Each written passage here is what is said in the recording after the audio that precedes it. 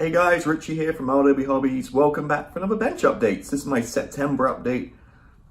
Another month's passed already, and as always, it goes so quickly. So, usual format, I'll talk a little bit about what I built, what I've been working on, and some purchases at the very end. So, first thing to note is stickers. I sent quite a lot of stickers out already, and I still have tons left. This is just half of them. I mean, I've got tons more left. So, if you guys want a sticker, just go ahead and shoot me an email.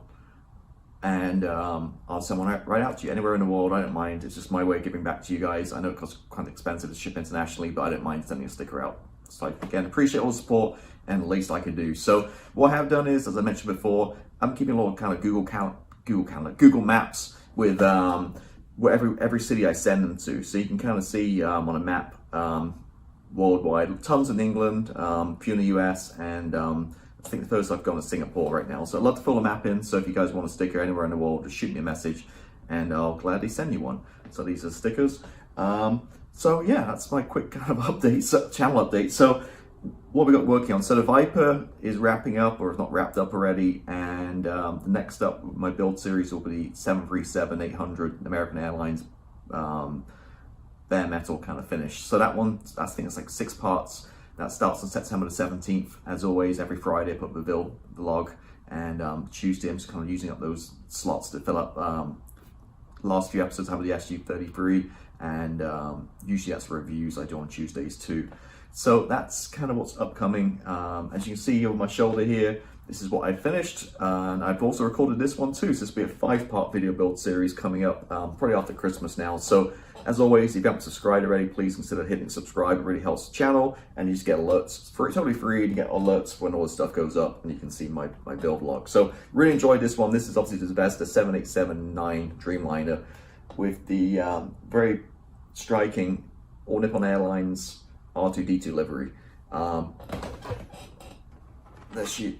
So it's rattling a little bit. So I was gonna do, as always, I was gonna do wheels down. So I put, as you see through the build videos, I put nose weights in, and yeah, and then at the very end, when it's all pretty much done, it was on my table, and I accidentally knocked it off the table, and fortunately no damage, but it did loosen all the nose weights, so there's a bit of a rattling going on there. So I did make the decision to kind of do it wheels up in flight, because it's going to come to a pretty cool stand, and I just felt like the way it looks, and it just looked better like the wheels up, I think, in flight. So I made that decision halfway through and did it like this, guys. So again, I can put some pictures up so you can see some kind of closer detail. But beautiful kit, went together really well. I used the PAS decals, which they're okay. They were they're laser printed, so that meant I had to cut each one out individually, and there's huge decals on this. They were pretty easy to work with, but as I saw with American Airlines, they do kind of scratch very easily. I barely touched them, and you can see some scratches on tail there, in the blue. And the size-wise, they didn't quite fit right on this model. For whatever reason, I think they're like 10-20% too big. So I did have to do some cutting and kind of working it around. This whole thing back here was one giant decal, so I kind of had to cut it down and do it in sections. Overall, I'm pretty happy how it turned out. The front end was kind of messed up. There's a few little wrinkles, and it wasn't perfectly straight, but from 2-3 feet away, it looks absolutely fine. But yeah, I'm really kind of liked how that turned out. It's something a little bit different. Been a bit of a civil aviation kick the last few weeks. Just kind of losing a little mojo of military aircraft. Just want to do something a little bit different. So did this, satisfied my civil aviation itch, and now ready to get back to some military stuff again. So I did 737, obviously the 787, both, like I say, both filmed, and full video build series, which will come up on the channel, and something a little bit different, I think, to what I usually do, obviously. But yeah, so this is it again. Really happy with this one. It's a beautiful kit. All these Zvezda airliners are beautiful. Every single one I built got just full together. Not many parts, and yeah, I do fill windows with milliput. I've done a couple of different ways. Each video I did it differently. 737, I did it from the outside in. This one I did it from the inside out with the milliput. And yeah, it's all about getting rid of that seam line, this is seamless, using sprue glue and that kind of stuff. So yeah, again, really great kits. If you haven't built an airline, I definitely recommend the Zvezda ones. The Revell ones are okay, they're just some interesting subjects. It's just they're typical Revell, flashy, fit isn't great, whereas this just falls together. And believe it or not, these wings aren't even glued to the fuselage. It just clicks into place. The fit's that great. There's 0 seam lines, and so if I ever want to ship it or transport it, I can just pull them apart. Just a perfect fit, and it's just yeah, amazing. Really highly recommend that one. So that's the 787. And then the last few days I've been working on a little bit of armor, just kind of something a little different, just kind of, again, getting the mojo back in different subjects. And I had this kit in my stash for years, and let me show you which one it is. So I've been working on this guy, which is the Challenger, the Trumpeter one. Now, it's been in my stash for years because people just give it a bad rap, saying how crap the kit is. It doesn't go together, it's a total mess and that kind of stuff. So I didn't want to build it. So obviously hearing such bad reviews, but it's one of those things where just get stuck in, and it actually was fine. It went together perfectly. Well, not perfectly, but no problems at all. So it took me last 3 days, I think I've been working on it, and it's kind of a little fragile. I'm not sure how to hold this guy, but so here's how it's looking. Obviously this is not attached or anything, but it went together no problems at all, really. I mean, there's a lot of kind of injection pin marks and stuff. A lot of it is kind of underneath, you're not really going to see. So, you know, suspension arms and stuff, I wasn't spending hours sanding it all down because, again, you got skirts, you're not going to see it. It does come with rubber band tracks, which, again, I don't care because, again, you don't really see the tracks because you got all this stuff on the side. But this went together no problem at all. The bottom, the hull had a few little issues. Sorry, the hull went together, the turret had a few little issues. All went together in the end. The main issue I had was I put the kind of front part here with the gun, the barrel, and there was a big gap right along there, like 3 mil or so. But this was put in the perfect spot where it has like attachment point, so it just didn't fit right. So all I did was took a knife, cut down the sides, took the pins off, and just put some glue, slid it back so there's no gap, and glued it in place, and that was it. So I'm not sure that's a problem people are complaining about or not, but you know, there's a little bit of filler here and there, a few little gaps and stuff, but it's armor. I mean, it's actually a really nice kit. I really enjoyed it. Obviously not finished yet, but the build's done, just ready for some priming and paint. This one I just pretty much threw together and just hand paint detail separately. Well, sorry, at the end, rather than doing it separately and adding it on this one. But yeah, I really actually enjoyed this one. I'm still enjoying it, obviously.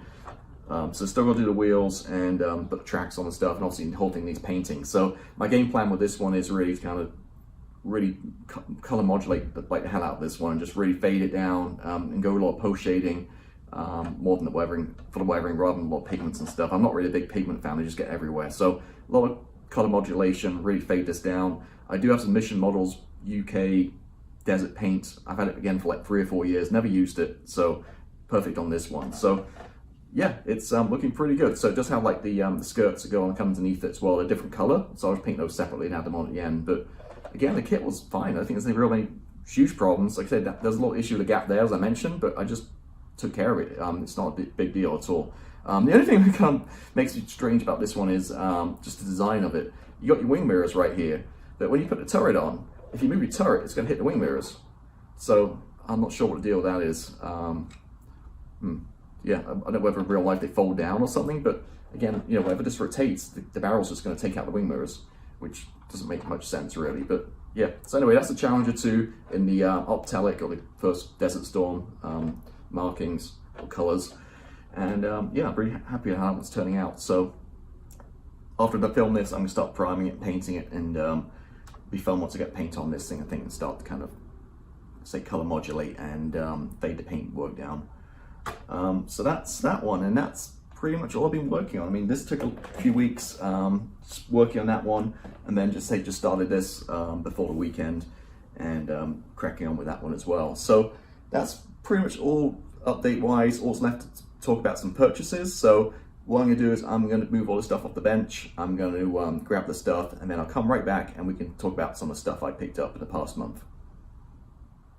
All right, back. I got a little stack of stuff here. So I should mention before I go through this, so the last couple of months, I've sold a lot of stuff on eBay, like completed models. Like almost all my armor kits I sold, and they sold really quickly. Like I put some of my armor stuff on, and within hours, let alone days, that somebody makes an offer or they sell for asking price.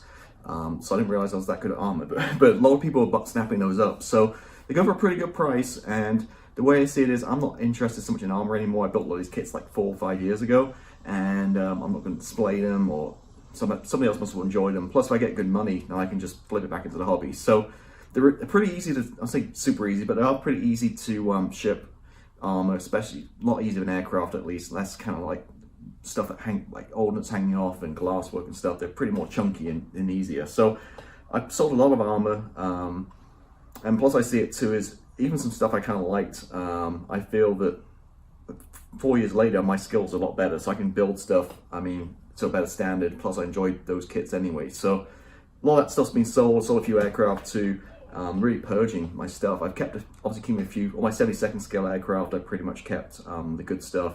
4 to 48 scale almost sold. What I have left is the Meng Hornet, which I did build vlog on earlier this year. That's my, and a couple other little things, and that's really it, to be honest with you. Like I say, all the 32nd scale stuff I kept, but yeah, I don't have the space for it, and plus, yeah, I don't. For me, like a lot of people, it's all enjoyment in actual building, and then once I take the pictures and done with it, I don't really care. Don't have many physical attachment to it, so I don't really care so much. So, like I say, sold. Yeah, the armor sounds really good. The aircraft, you know, takes sometimes a few weeks to sell, but the armor, yeah, like I put up a Scimitar tank and a Abrams about 2 weeks ago, and within like 3 hours, somebody bought them. Like, they didn't make an offer; they bought them straight off the bat. So that was pretty cool. So funded a few little other projects. Also bought myself a new couch with the money, so it's always a good thing. But some of these kits you can see, they're not expensive at all. Like the airliner kits, less than $30. So let's talk about some small stuff first. So got myself, I saw these online. I'm not a big display guy, but I saw this is display STL, the Ultimate Bladeless Pliers. Comes in the usual box, and here they are. So they look like cutters, but they're not. They're very smooth. They weren't that expensive. On AliExpress, I think I want to pay less than $20 shipped, maybe $18. So I thought I'd give them a go. And so I've been using them with a little bit with the Challenger tank, and they're actually really good. So this, you know, normally we have little small grab handles and stuff, you're using tweezers and they ping off everywhere. With here, they don't do that. They hold it really well, the piece. It's really easy to maneuver it, and actually it takes some getting used to after using tweezers, but they're actually really good. So got these guys, display, again, ST-L pliers, I guess they call them, but basically like cutters, but again, they just grab small pieces and you can really hold it in place and glue it and stuff. I think it's quite a worthy investment for your bench, especially like me, if you like tools and stuff. You know, these things should last, and they do come in a nice little kind of cover and stuff, so you can attach it. So again, yeah, they kind of look like sprue cutters, but they are pliers. There's no cutting edge on these things, but yeah, really kind of nice feel to them, and nothing yet kind of pinged off. They held everything pretty good. So yeah, I'm kind of happy with those so far. Like I only used them once a little bit, but definitely looking forward to trying out more of that stuff. A couple of masks. I got a mask for my Great Wall Hobbies F14. I've got my stash, and my Great Wall Hobbies SU35 and 72nd scale. 72nd scale, I'm not going to deal with masking canopies and stuff. I'd rather just use a mask than do it myself. It's too fiddly and tiny for me. So a couple of mask sets. What else we got here? So then a couple of Brazen sets that just released recently. As you know, I'm a huge Tornado fan. I've got a couple of Desert Babes, which we'll talk about in a little bit. So I got the tile pod, and I got a JP233 dispenser. Tiny 72nd scale, like little resin parts, just to kind of add to the Desert Babe build. But the JP233, I'm a big fan of that, because that's that, from the, if you think back to the Gulf War, that was the kind of the runway, kind of the bombs they dropped on the runway, kind of the anti-runway, I'm not sure what you call them, to be honest with you, the exact word, but the stuff, basically all the little bombs that drop off, they fly low and fast over the runway, drop, this dispenses tons of little like bombs, and it blows up and takes the runway out of the out of use, which wasn't such a great, I don't know, tactics maybe, because quite a few got shot down, so I'm not sure how successful it is. But when you think Gulf War and Tornado, I definitely think of these guys. So picked up a little pack of these, again, little resin parts. These aren't very expensive at all. And I got the pod too, just a couple of little pieces.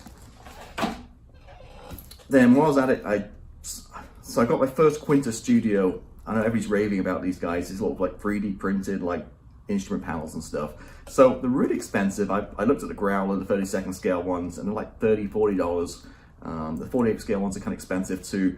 But I saw the 72nd scale, which is kind of a waste because you're not really going to see so much. So again, I've got that F14A Tomcat Great Wall Hobbies kit when I'm built soon. I built one already, but I love those kits. And I saw this. They have the tiny little instruments. So it's 3D printed, so it's kind of raised. Tiny little 72nd scale, but this was this was £3.33, so that's like $5 US.